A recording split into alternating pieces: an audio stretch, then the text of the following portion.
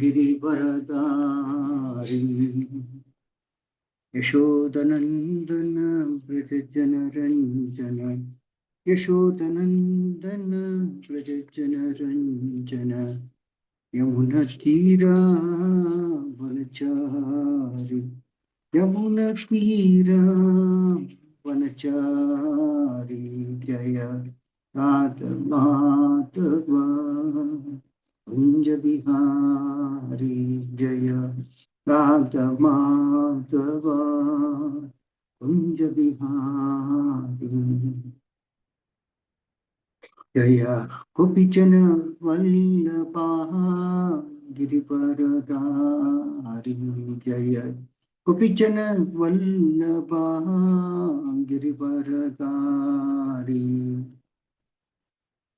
Yashodanandan Braj Jan Ranjan Yashodanandan Braj Jan Ranjan Yamuna Tirah वनचारी Yamuna Tirah वनचारी Jai Radha Madhav Kunj Bihari Hare Krishna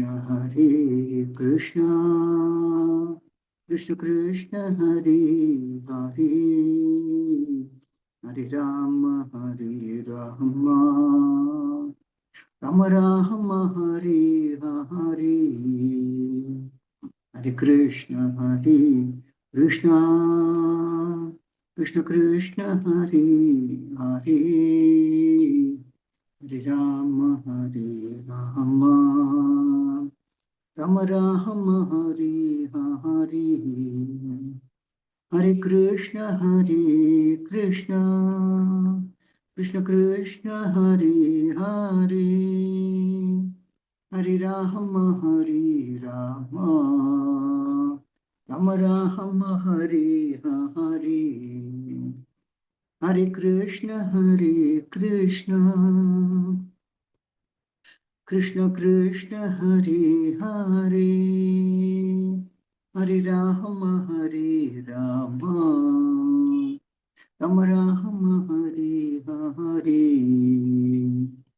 Hare Krishna Krishna Krishna Hare Hare Hare Ram Ram Hare Hare Hare Krishna Krishna Krishna Hare Hare Hare Ram Ram Hare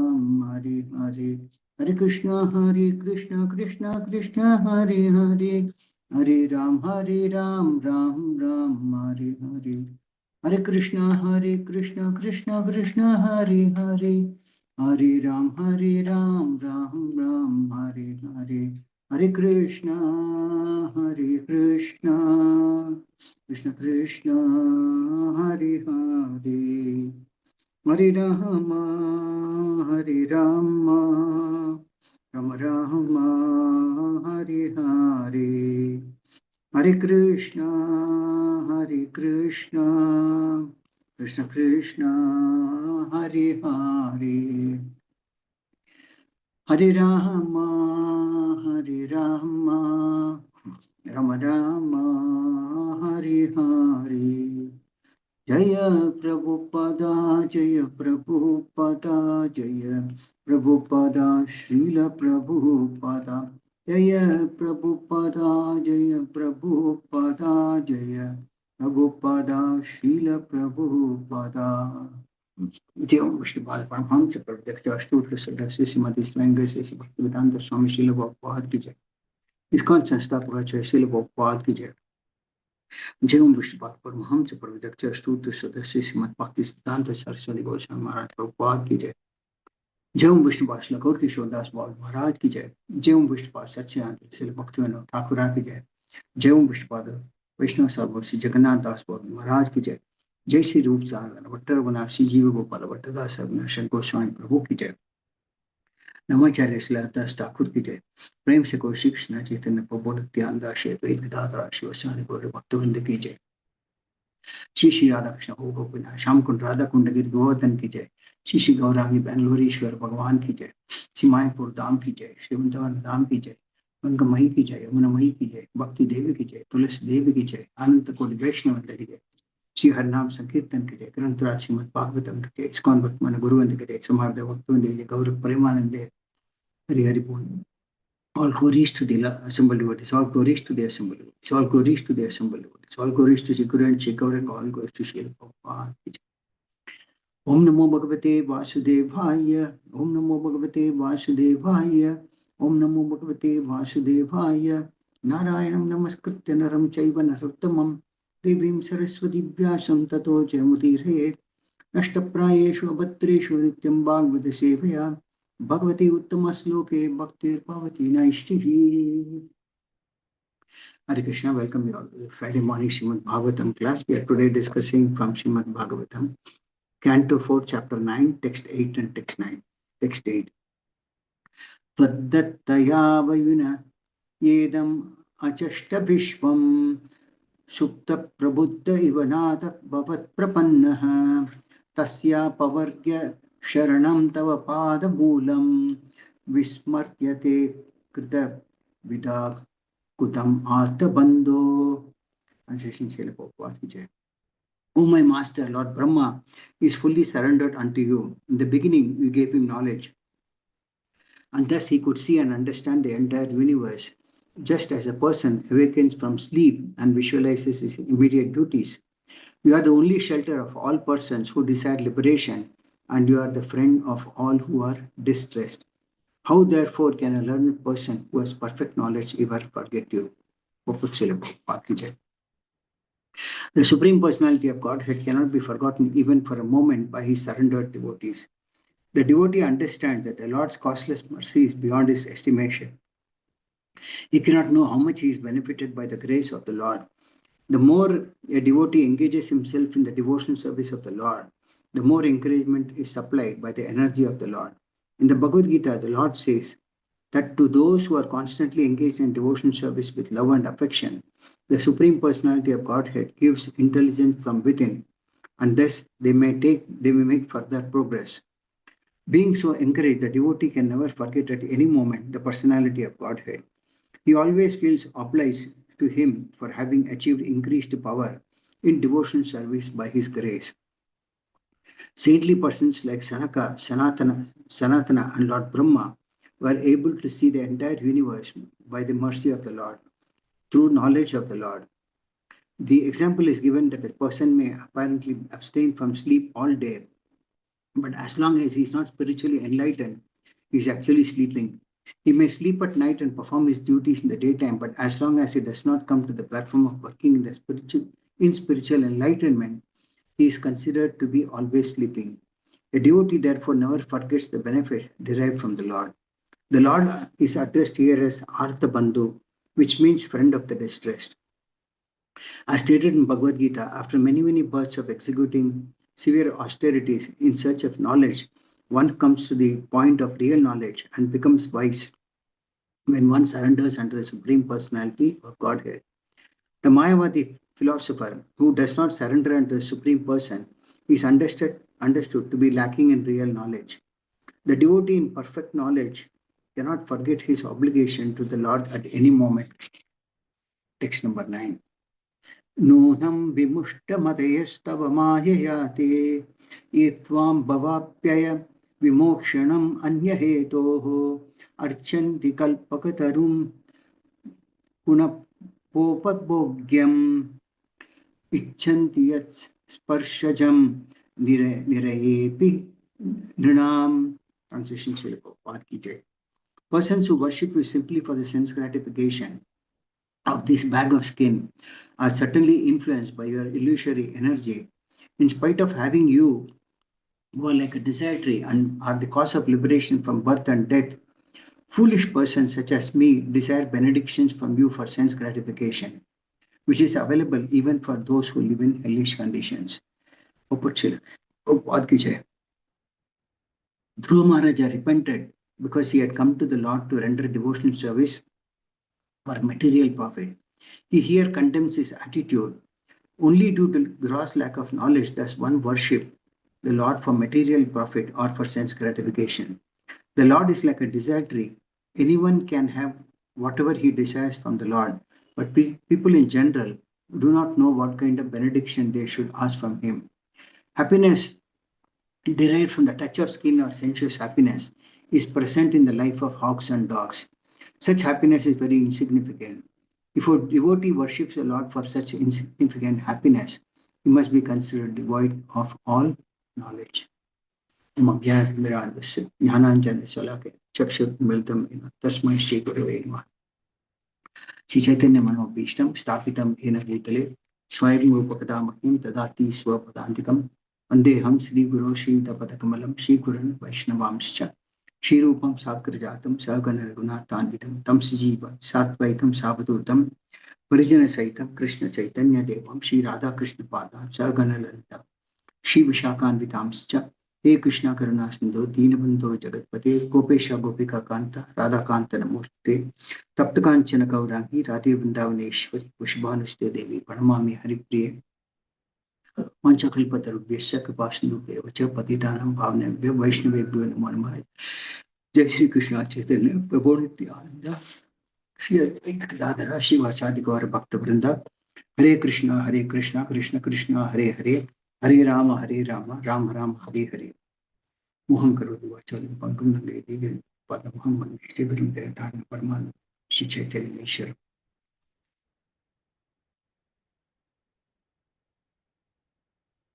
Hare Krishna.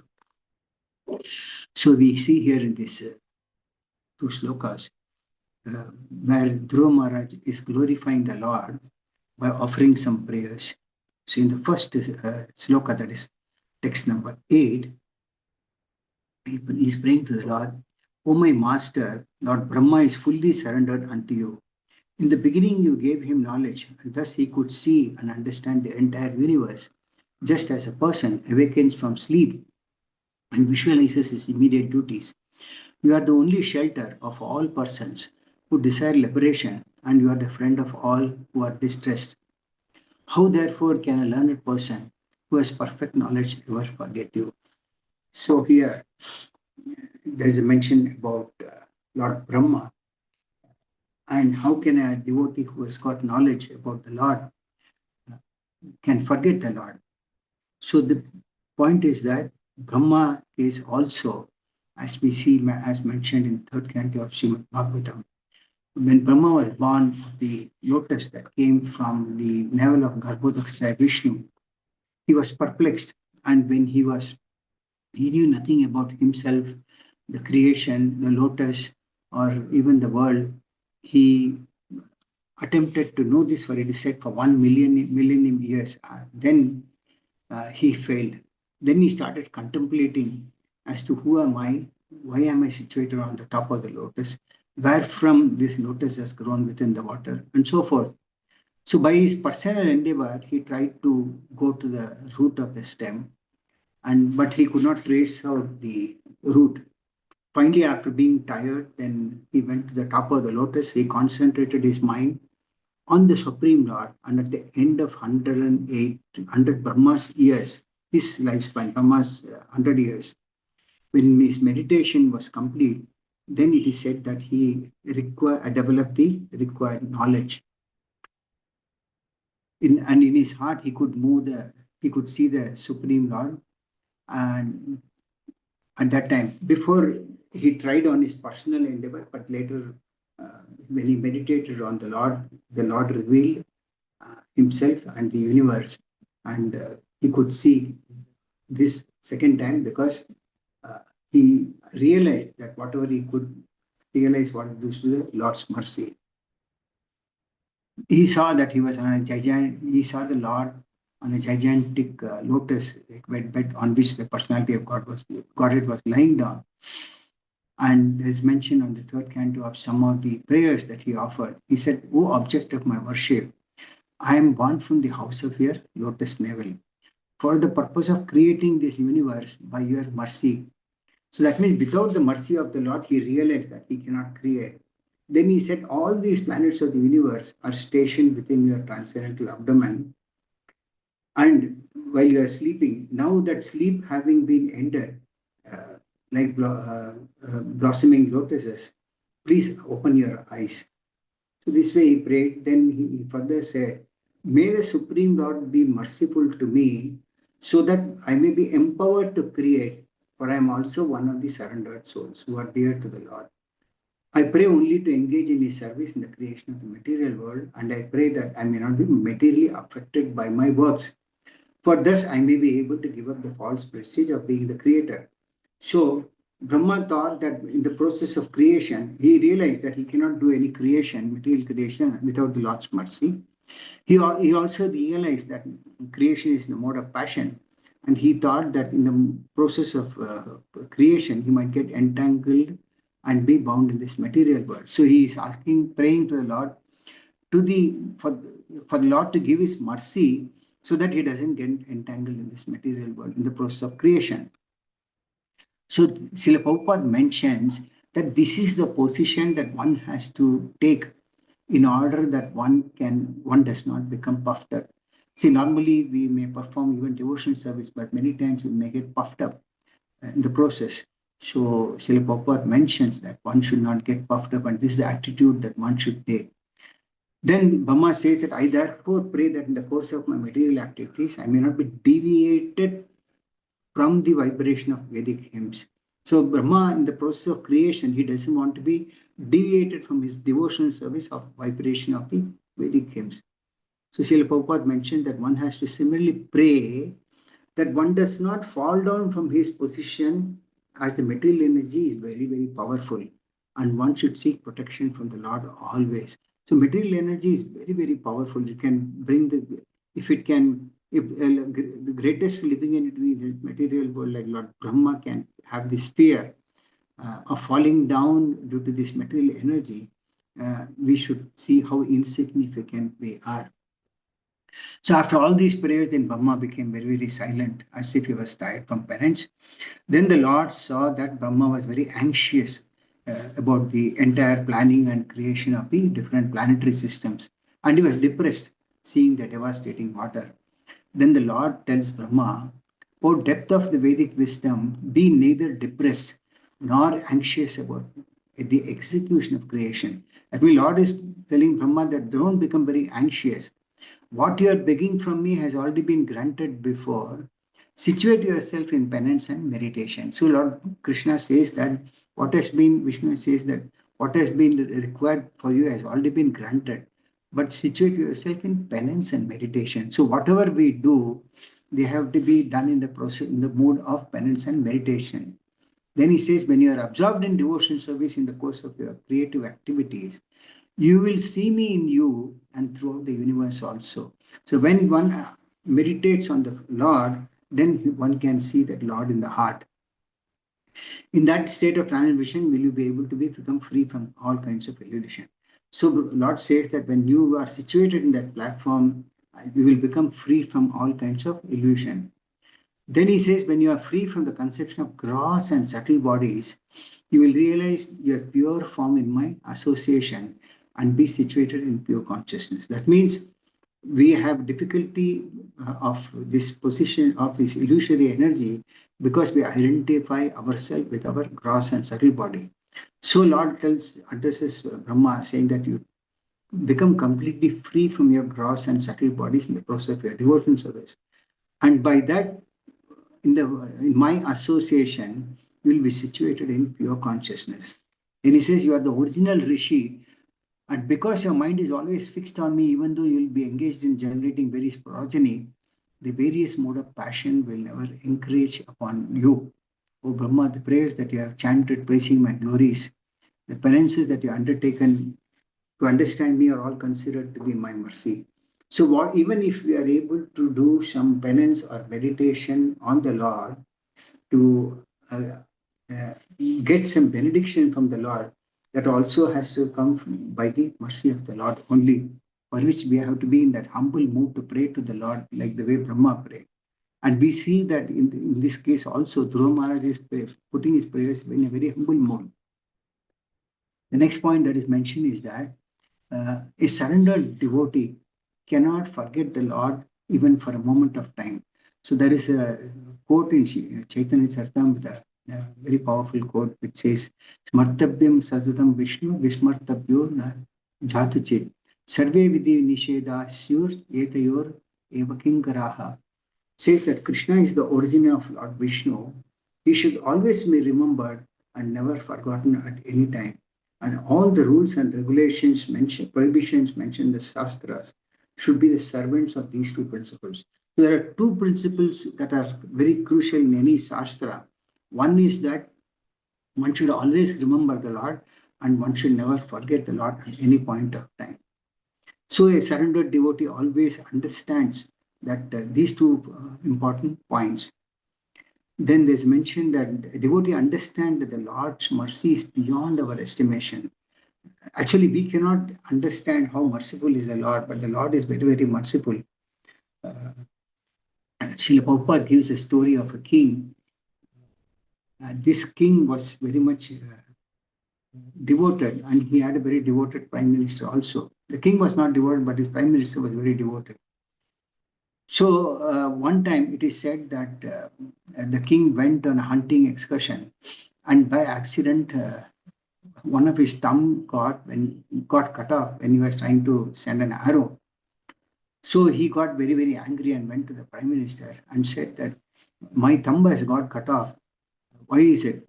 The prime minister replied that it was due to Krishna's mercy that your thumb got cut off. So the king got very, very angry and he arrested this prime minister. So there were many oppositions to this prime minister, and they told him that you take advice from us, and we will advise you in the right way. So the king hired a new prime minister for a better guidance. This time the king went on a expedition with the new prime minister. He went on a hunting expedition. At that time there was a band of dacoits who were looking for a prey to be offered to goddess Kali. So they came, they saw the king. This time they caught hold of him and the prime minister also, new prime minister. Then they tied him up and they were just to offer the king to goddess Kali as a prey. They lifted the changa or a big knife to behead the king. So at that time, they saw that this king did not have a thumb. So they thought that this king's body is not complete. So we should not behead this king. It is of no use. The purpose will not be resolved. So they arrested the prime minister and they thought that this new prime minister is the most suitable person for beheading. So they tied him up and they beheaded the new prime minister. And the king came back. So when he came back, the king asked the prime minister that he narrated the whole incident and he asked, what is this? What is the reason? The old prime minister who was behind the bars, he was released and he said, this is also Krishna's mercy. Then he asked, how do you say that this is Krishna's mercy? Then the old prime minister narrated that if uh, your thumb had not been cut off, you would have been a prey today instead of the new prime minister. Then the king asked, what then if everything is Krishna's mercy, why did I have to put you in prison? Then the old prime minister replied that if I had not been arrested and put in this prison, I would have accompanied you in this hunting expedition. And instead of the new prime minister being beheaded, I would have been beheaded. So this way the king got convinced, yes, everything happens by the mercy of the Supreme Lord Krishna. So Lord is very, very merciful to all the living entities. Queen Kunti, in fact, prays to the Lord. She says how Mother Devaki suffered a lot in the prison house when she lost each and every of her seven sons. Of course, it was six, and each of them being killed by the demon Kamsa right in front of their eyes, and one after another. And then the seventh, that was Balarama, was transferred. And when Krishna was born, he was transferred to Gokul. So Devaki was separated from her children. And Queen Kunti feels that the Lord showered her more favor than Mother Devaki. So Kunti feels that the Lord was the Lord was very merciful to Queen Kunti more than even Mother Devaki, because Queen Kunti was a widow. and she had no other means of protection excepting because Devaki had a husband, but Queen Kunti was a widow, and she had no one to take shelter of, but she surrendered herself. She was a great devotee of the Lord, surrendered to Krishna. So she further mentions that in spite of knowing that Queen Kunti was a widow, Dhritarashtra and his party actually tried to put them into as many dangers as possible. But Kunti did not have anyone to protect, but the Lord protected her at all point of time, including her children. So that's how she brought them up on her own. So Queen Kunti says that the Lord was much more merciful to herself than to Mother Devaki, who also had to suffer a lot. Then there is an exam quote in the 11th canto of Srimad Bhagavatam, which gives a perfect quote as to how the Lord is so merciful. In the 11th canto, the Lord Krishna in the Uddhava Gita tells Uddhava, the gopis in Vrindavan did not study any Vedas to achieve the Lord, nor had they even been in the holy places of pilgrimage, nor have they performed any regulative principles, nor did they perform any kind of austerity. It is simply by my association that they have attained the highest perfection of devotional service. So the point is that by association with the Lord and by engaging in devotional service, of which it is known that the gopis are the best, the good gopis got mercy of the Lord. So Srila Prabhupada mentions one important point in this purport today. He says that the more a devotee engages himself in devotional service of the Lord, the more encouragement is supplied by the energy of the Lord. So the more we engage in the devotional service of the Lord empowers that particular living entity more and more. In the Bhagavad Gita also the Lord says that those who are constantly engaged in devotional service with love and affection, the personality of Godhead gives intelligence from within, and thus so that they can make further progress. So in this context, there is a very powerful sloka which Prabhupada always quotes in his classes, that is Bhagavad Gita chapter 10, text 10. He says, Tesham satata yuktanam bhajatam priti purvakam dadami buddhi yogam tam yenamam upayantite. The translation says that to those who are constantly devoted to serving me with love, I give the understanding by which they come to me. So once someone is constantly engaged in a devotional service to the Lord is so merciful that He gives the intelligence to the living entity, the living being, so that He gives the intelligence by which the living being comes closer to the Lord. Then He says, being so encouraged, the devotee can never forget at any moment the personality of God. So when one is engaged in devotional service to the Lord always, then the Lord gives the intelligence by which he can come closer, and the devotee does not forget the Lord even for a moment of time. Then the next important point is that Srila Prabhupada mentioned that a devotee always feels obliged to the Lord for having achieved increased power in devotional service by His grace. The devotee feels this gratitude for having the opportunity to serve Him, which means that one gets an opportunity to render devotional service by the mercy of the Lord. So one should realize that I've been able to see there are so many people who are living. But as we see, Bahunam and the Lord Himself says, Jnanavan Man Prapadyate Vasudeva Saramati Mahatma Sadar Yoga. After many, many births, one comes to the understanding that Lord Krishna is the Supreme Personality of Godhead. So, being the Supreme Personality of Godhead and we being part and parcel of the Lord, it's our constitutional position to render service to the Lord. So, this happens after many, many births by the causeless mercy of the Lord. So, when one gets an opportunity to render service to the Lord, one should become grateful to the Lord for having given this opportunity, because not everyone utilizes this opportunity, even though the Lord is merciful to each and everyone. Everyone is given the opportunity to render service to Him. For example, it is said, one example is that the sun shines on everybody, but there are some who take the benefit of the sunshine, and many feel that sunshine is a burden because they feel the heat of the sunshine. But those who really understand, they take mercy of that sunshine also. So this is how those who are very, very fortunate to have got an opportunity to render devotional service to the Lord, they should become grateful. And the example is given and thank the Lord for having given an opportunity to render service to the Lord.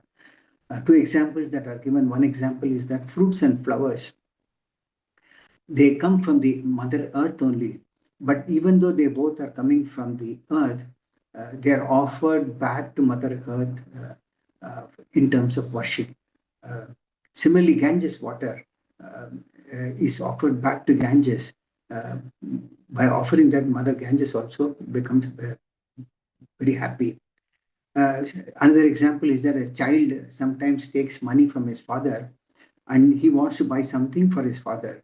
Father does not require anything. In fact, the child takes money from the father because he doesn't have money. So when the child takes the money from father and then buys something for the father also becomes very happy. So similarly, we don't have anything with us. Whatever we get, it's all from the Lord Himself. And when we utilize these in the service of the Lord becomes very, very happy. There's a quote in the third canto of Srimad Bhagavatam, which says, where Sukadeva Goswami says, how a child in the womb prays to the Lord. He says that the child is there in the womb. The Lord gives the intelligence to the child also to offer prayers. This is in the third canto. The child says, the embryo, my dear Lord, by your costless mercy, I am awakened to consciousness, although I am only 10 months old. So the 10-month-old baby also has got consciousness, and the Lord gives the intelligence to that embryo also to offer prayers.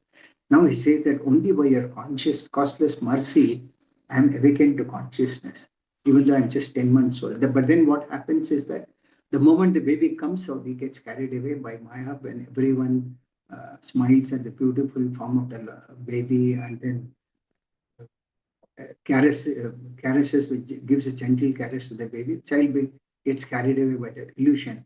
But otherwise, as long as the child is there, the embryo is there in the womb, the embryo also offers prayers. Then the child says, for this costless mercy of the Supreme Personality of Godhead, friend of all fallen souls, there is no way to express my gratitude but to pray with folded hands. So here he says that for the mercy that you have given, costless mercy that you have given me, I cannot express there is no way that I can express my gratitude. So the child prays with folded hands. Similarly, we also have to pray always to the Lord that we have no capacity to render devotional service, but by your costless mercy, we have got an opportunity to do so. So Srila Prabhupada mentioned that this is what is gratitude, and one should always feel very much obliged to the Lord, for He is always anxious to bring us back and to the situation of Satchidananda, bliss and eternity and knowledge. Srila Prabhupada further mentioned that there is no sufficient means to repay the personality of Godhead for this act of benediction. I'll come to this point in the next sloka, where there's another point mentioned. But here the child, Sri Prabhupada mentioned that we cannot repay the Lord back at any point of time if the Lord gives us an opportunity or gives us a benediction to render service to the Lord. So therefore, we can simply feel gratitude and pray to the Lord with folded hands. So this prayer of the child in the womb may be questioned by many atheistic people. How can a child pray? So Sri Prabhupada mentioned that everything is possible by the grace of the Lord. The child is put into such a precarious condition within the womb, but internally, the Lord gives them the intelligence and the energy to offer prayers. So the Lord gives the inspiration to those who have forgotten Him and destroys those who have, the Lord gives the inspiration to those who have forgotten Him. But the most important point in spiritual life is gratitude, but then we tend to forget it. So Krishna often reminds us, often putting obstacles in our spiritual life. Many times we might see that in the process of our discharge of devotion service also, the Lord puts us in various difficulties because what happens is that in the process of performing devotion service, we also tend to think that I have done this service, I have done that service, and we get puffed up. So at that point of time, the Lord brings and puts impediments in the devotee's devotional service also, just to remind the devotee that yes, if he's performing devotional service, it is the Lord's mercy by which we are performing. So what do we do in that case? Then generally it is advised that if you are able to perform devotional service, you thank the Lord and have that gratitude, and by which the Lord becomes pleased. There is an example in the fourth canto of Srimad Bhagavatam itself about Dhruva Maharaj. Dhruva Maharaj actually was asked by his mother to go to the forest and meditate on the Lord. So Dhruva Maharaj performed all the tapasya and finally he was able to see the Lord. So at that point of time, he felt that his mother was a Shiksha Guru. And finally, when Dhruva Maharaj wound up all his pastimes and when a airplane came from Vaikuntha to take him, Dhruva Maharaj remembered his mother Suniti at that point of time because he thought that he could do this only by the guidance of his mother. So he told the Vaikuntha Vasis that I would like my mother also to be taken. And at that time, they told him that your mother is already going forward in another plane. That means they already picked up his Dhruva Maharaj's mother in another plane to Vaikuntha Loka. So that is how the Lord is very, very merciful. And Dhruva Maharaj prayed for his mercy for his mother.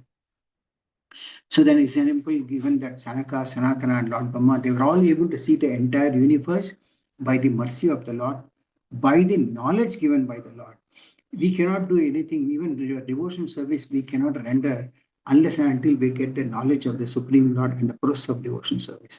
So this requires some knowledge.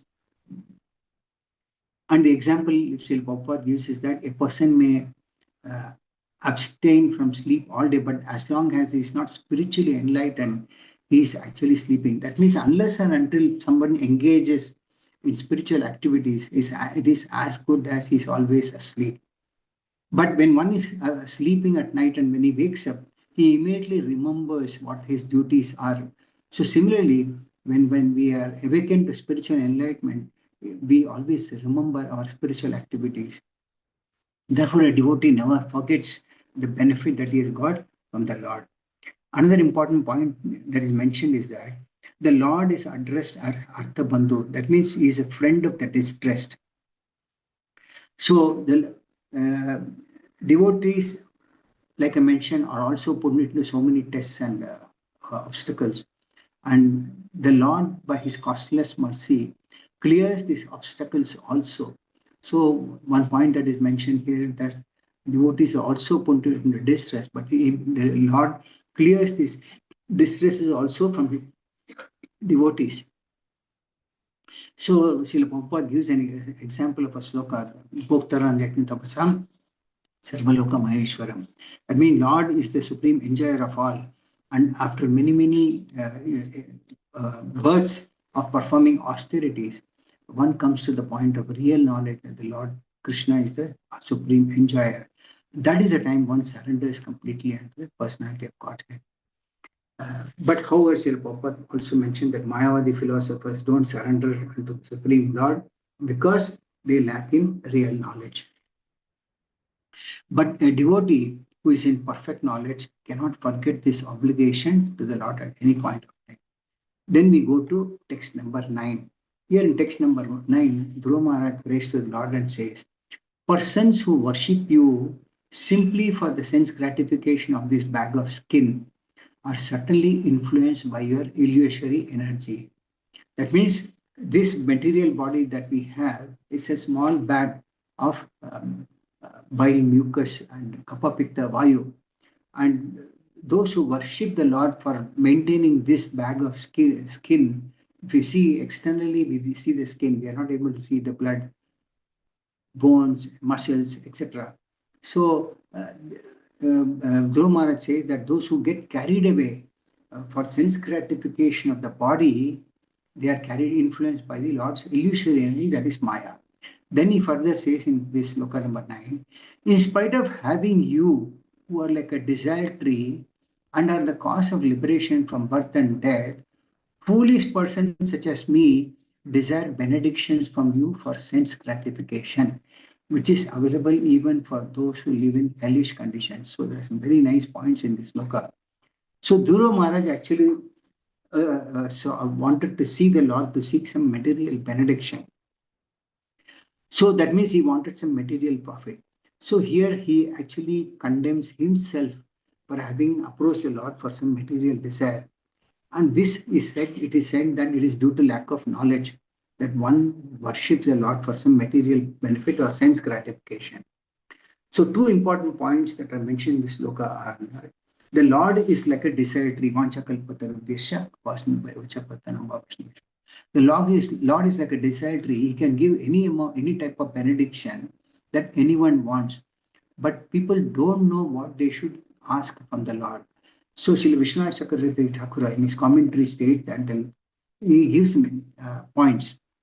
He says that Lord is the best of the giver of all benedictions. That means Lord is known as Varadaraj or Varada Ishvara. He is the best king of all giver of benedictions.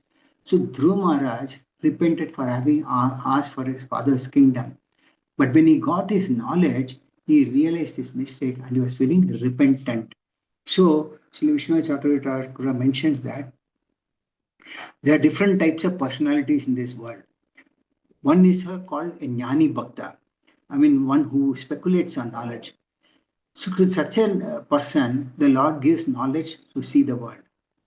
Then the next type of personality is Jignasu Bhakta. The Lord mentions in Bhagavad Gita the four types of people who surrender unto the Lord. So the first one is like compared to the Jnani Bhakta. The next one is like the Jignasu Bhakta, those who inquire about the absolute truth. Here, they seek curiosity as to what is there in the nectar of the lotus feet of the Lord. So the Lord gives to such personalities, the Lord gives shelter at their lotus feet. The third one is called the Artha Bhakta. That to them, the Lord gives the opportunity to approach Him for mitigating their distresses. And the last one is the Arthartha Bhakta. They approach the Lord for some material benedictions, like the way Dhruva Maharaj was feeling. And Dhruva Maharaj feels that he was the lowest of all these four personalities because he asked for material benediction, so he condemns himself.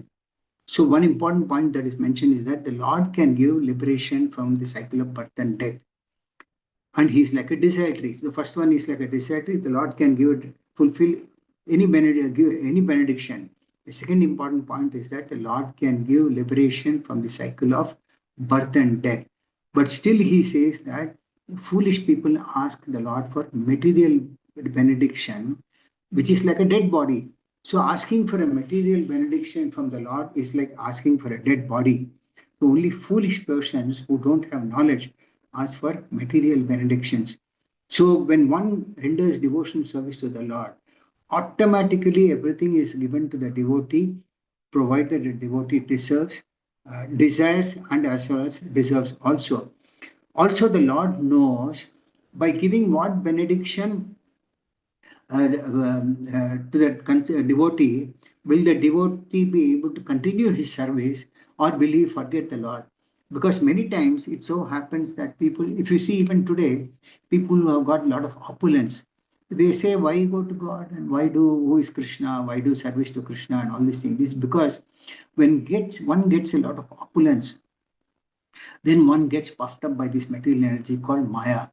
So, but a devotee who is firmly fixed in devotional service, he comes to the understanding like the way it is mentioned in this sloka today. He knows that whatever is there, it is given by the mercy of the Lord. That even the devotional service, opportunity to render devotional service is also given to me by the costless mercy of the Lord. So he has that gratitude and he understands that the Lord can take away anything from me at any point of time. So he utilizes whatever opulence he has in rendering service to the Lord. So the Lord knows that even if I give him all the opulences, he will not misuse that opulences and he will not stop rendering devotional service. So the Lord knows whom to give what and when. So the devotee realizes that if the Lord has not given me something, it is in my interest that the Lord has not given. This is how a surrendered devotee understands. So the Lord can give benediction of material desires as well as spiritual desires. So if we want material desires also, the Lord may give. But if we don't have a desire to seek spiritual benediction, then the Lord will give material benediction by which we may get carried away by the influence of Maya and forget spiritual activities also. And here, Srila Prabhupada mentioned that these are available even in hellish conditions. That means actually all these material benedictions are available in hellish conditions. And therefore, here Dhruva Maharaj considers that it is foolish. So he says that the best thing is to approach Krishna and not ask for anything material benedictions. And but in the case of Dhruva Maharaj, it so happened that the Lord purified his material desires. At some point of time, Dhruva Maharaj wanted a kingdom like his father. But later, when he saw the Lord, he realized that I was after a broken piece of glass, but I've got the real gem right in front of me. But similarly, the Lord gives material as well as spiritual benedictions when one just seeks spiritual desires. There is no need to ask for material desires from the Lord. The Lord will give the spiritual desires as well as He knows what is suitable for a living entity, which is required for him to progress in devotion service. If he feels that somebody requires a material opulence to render more service, and the Lord is sure about it, that the devotee will not deviate, the Lord will give him even material desires. So Dhruva Maharaj got purified of his material desires. So similarly, one can get purified at some point of time if material desires are there, provided his approach to the Lord is very sincere and he surrenders to the Lord.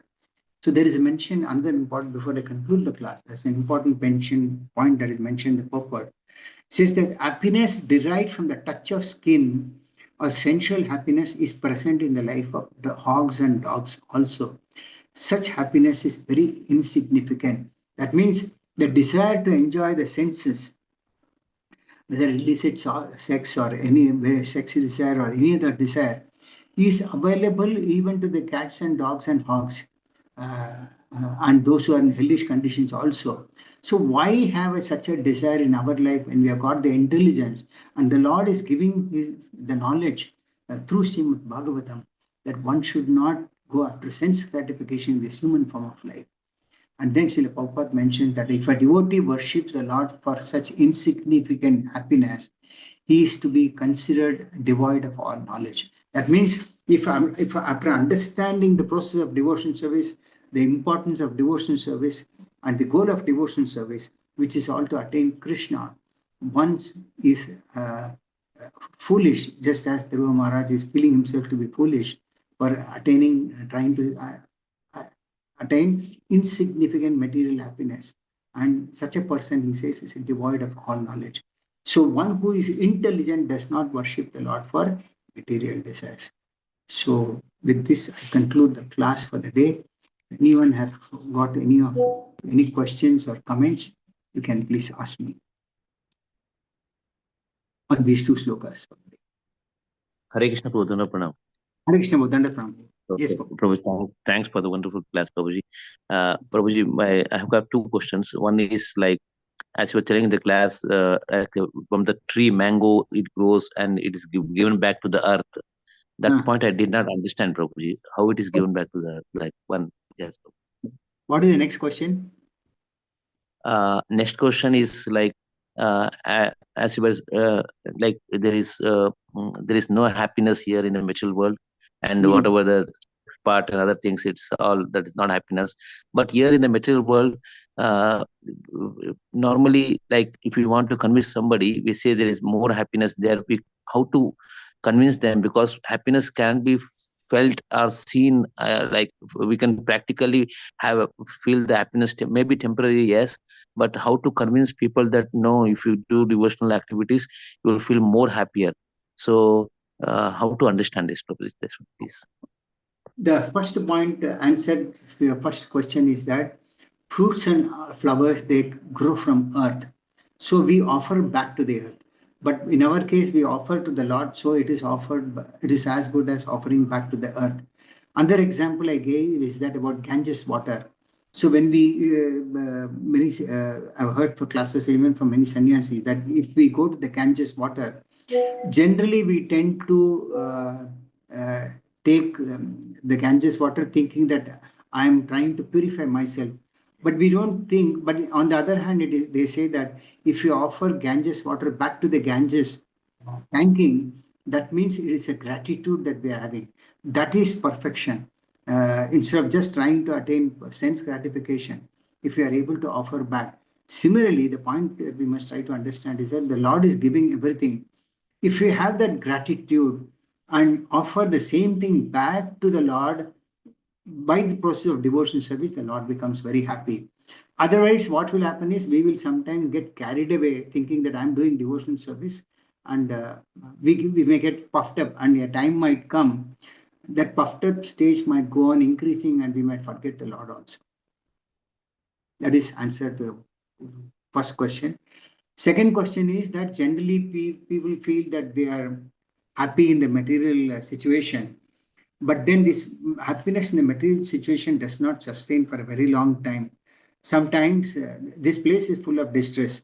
So the Lord also puts people in distress. That is the time if we give this knowledge to them.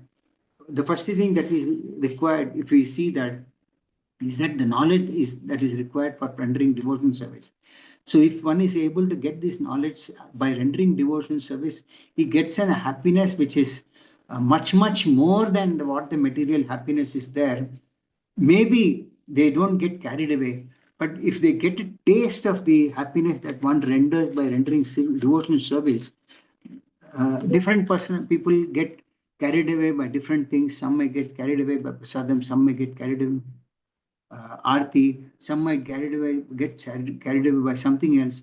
So it's a matter of time, and it's a matter that one must, when one is trying to approach a person for starting devotion service, one must try to also understand what is good for him. Some might want to read books, some might want to understand philosophy, some might want to have nice prasadam. So if we are able to identify and approach the person with that, gradually, definitely, I've heard many examples even during Srila Prabhupada's time. Many hippies got carried away by the ISKCON bullet, that is gulab jamun, and then they became addicted to prasadam and came to Krishna consciousness. So one has to constantly approach these people who are attached to this material happiness, identify what is it that they are looking for, what can we give them from our side, so that they can convert those tastes to spiritual interest instead of material interest. Yeah. Did I answer your question, Prabhu? Yes, Prabhu. Yes, Prabhu. Thank you, Prabhuji. Hare Krishna. Danda Pranam, Prabhuji. Jai. Anybody else? Any other queries, questions, comments?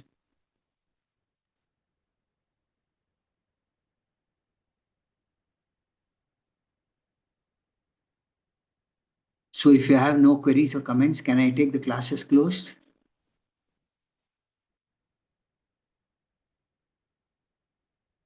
Thank you all very much. Grantha Srimad Bhagavatam ki jai. Srila Prabhupada.